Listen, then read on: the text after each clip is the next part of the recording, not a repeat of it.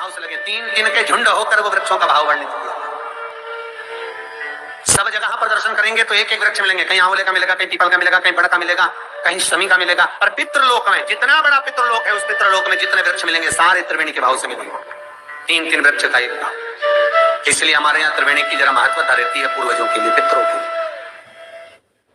पर शिव महापुराण की कथा कहती है त्रिवेणी का पौधा घर में नहीं लगाया गया। कई लोग इतने चतुर होते हैं कि घर में ही त्रिवेणी लगा लेते हैं कि गमले में आंवला लगा लिया, पीपल लगा लिया, बड़ लगा लिया। तो ये त्रिवेणी का जो पौधा होता है ये बाहर होना चाहिए, घर के अंदर नहीं होना चाहिए। हाँ, आंवले का पेड़ आप अलग से लगा लो, चल जाएगा। पीपल का पौधा छोटा लगाओगे, थोड़ा समय तक, जब तक पीपल बड़ा ना हो, तुम्हारे सिर पर छाया ना ही हो, तब तक तो आप घर के अंदर लगा सकते हो। पर पीपल बड़ा हो जाए और उसकी छाया आपके सिर पर आने लगे तो उस पीपल को घर में नहीं रखना, उसको बाहर लगा दो। आंवले का पौधा आपको बड़ का पौधा छोटा हो, उसकी छाया ना पड़े, तब तक आप पूजन के लिए लगा लो, मना नहीं है। पर बाद में जब छाया सिर पे आने लगे तो बड़ को भी आपको बाहर लगाना पड़ेगा। केवल आंवले का पौधा ऐसा होता है जो घर के अंदर आप लगा सकते हो। शमी का पौधा घर में लगा सकते हो, पर शमी का पौधा भी जब बड़पन में आ जाए, बड़ा हो जाए, तब उसको भी हटाना पड़ेगा।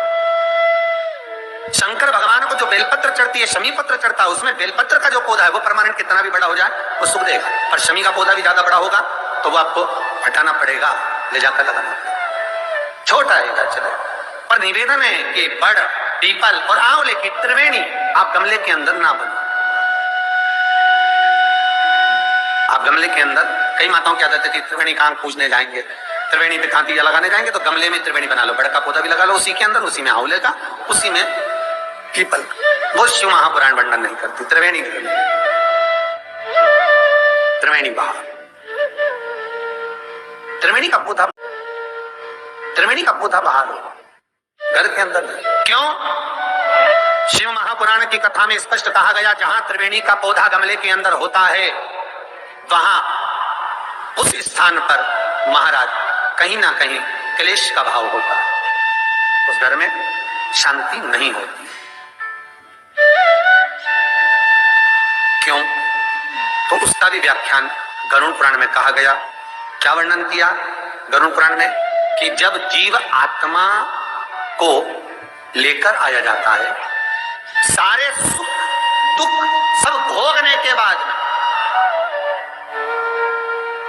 कुछ समय के लिए उसको पितृलोक में जब लाया जाता है, तब पितृलोक में आने का जो प्रवेश द्वार है, उस द्वार में जब जीवात्मा सारे दुख भोग कर, तकलीफ भोग कर वो जीवात्मा जब प्रवेश करती है तो उसको लगता है कि यहाँ पर फिर मुझे कहीं तकलीफ का अनुभव होगा, तो वो अंदर प्रवेश नहीं करती है। त्रिवेणी का जो पौधा होता है, उसी पौधे के नीचे वो जीवात्मा कुछ देर विश्राम कर लेती है।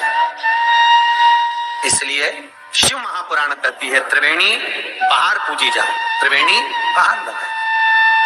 और त्रिवेणी का पौधा घर के अंदर गमले में रहेगा। जीवात्माओं को जैसे दुख का भान होता है तो विश्रांति लेते हैं, तो आहूत, पितर, वासुक, जो प्रेत योनि में भटकने वाले भी जीव होते हैं, वो त्रिवेणी के नीचे कुछ समय के लिए विश्राम लेते हैं।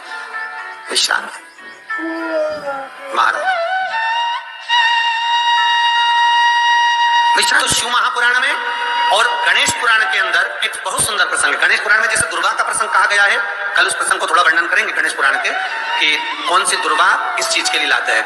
तो गणेश पुराण में शमी के पत्ते का वर्णन करा गया, तो उसमें स्पष्ट कहा गणेश पुराण में कि यदि एक लोटा पानी, एक कलश जल, उसमें चंदन घोलकर, अक्षत के 5 दाने और पीपल के 2 पत्ते उसमें डालकर शमी के पेड़ के ऊपर उस जल को समर्पित कर कर आप अपनी कामना बोलकर जिस कार्य के लिए जाते हैं, वो कार्य मात्र 3 दिन में सफल हो जाता है। मात्र 3 दिन लगते। गणेश पुराण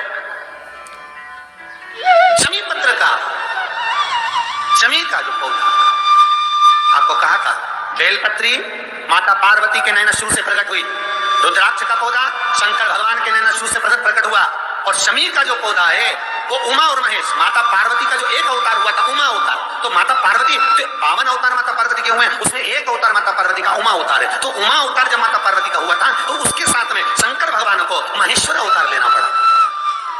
महेश्वर अवतार भगवान शंकर ने लिया। तो उमा और महेश्वर का जब मिलन हुआ था, उस मिलन के दृष्टिकोण से, उस मिलन की दृष्टि से शमी का पौधा उत्पन्न।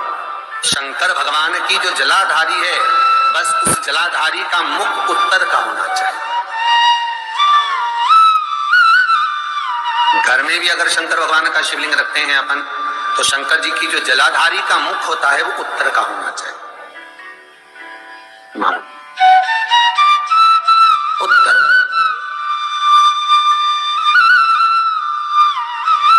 भगवान को जब भी बेलपत्र आप शिवलिंग पर समर्पित करते हैं, तो ये डंडी का मुख आप जहां बैठकर कर रहे हो, आप उधर बैठे हो, इधर बैठे हो, इधर बैठे हो, जहां तुम भगवान शंकर के सामने बैठे हो, इस डंडी का मुख तुम जिस जगह पर बैठकर बेलपत्र समर्पित कर रहे हो, तुम जिस जगह बैठकर बेलपत्र चढ़ा रहे हो, तुम जिस जगह बैठकर बेलपत्र को भगवान शिव को समर्पित कर रहे हो, इस डंडी का मुख आपके ठीक विपरीतता के भाव में होना चाहिए।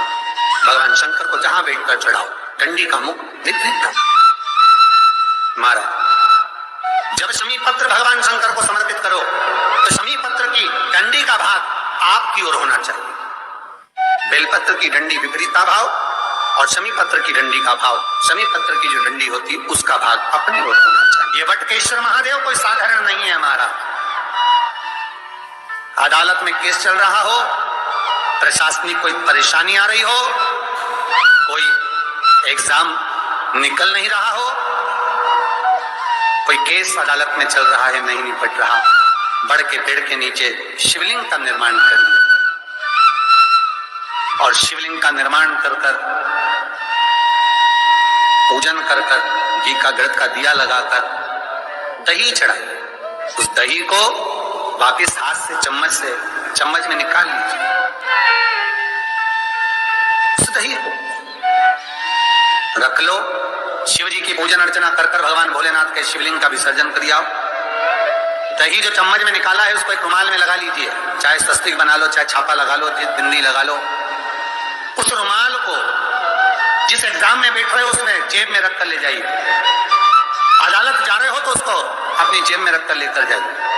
महाराज, वटकेश्वर महादेव का पूजन, वटकेश्वर महादेव का स्मरण, वटकेश्वर महादेव की आराधना, वटकेश्वर महादेव का नाम जाप, वटकेश्वर महादेव की अर्चना फल दे। वटकेश्वर। श्री शिवाय नमस्तोभ्यम मित्रों, हर हर महादेव। उम्मीद है आपको यह वीडियो पसंद आया होगा। इसी तरह के और भी वीडियो देखते रहने के लिए हमारे चैनल को सब्सक्राइब करें, वीडियो को लाइक करें और दोस्तों में शेयर करें, जिससे वह भी इन उपायों का लाभ उठा सकें।